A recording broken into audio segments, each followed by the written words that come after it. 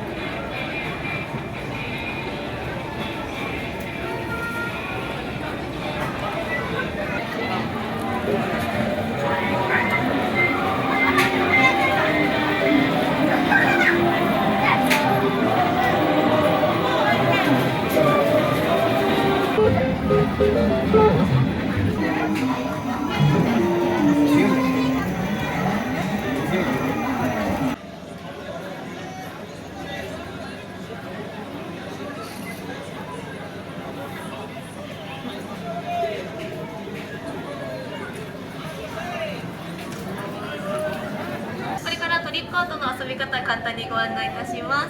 まずは1つ目、あちらの作品ご注目です。ここに女の子、赤い着物を着てる子がいるんですが、この女の子を見る場所を変えると大きさが変わってしまいます。どうなっちゃうのか、なるべく奥まで行って確かめてみましょう。どうぞまっすぐお進みください。女の子どんどん大きくなってきてしまいました。お兄さんも腕伸びてしまってます。この作品は見る角度によって印象が変わってしまうので、もう一度こちらからご覧ください。壁際でどんどん寄っていくと、さっきより寄っちゃいましょう。もっとこっちです。はい、そうすると女の子スリムに戻ったかと思います。こんな風に見る角度によって印象が変わる作品がこの後もありますので、ぜひ探してみてください。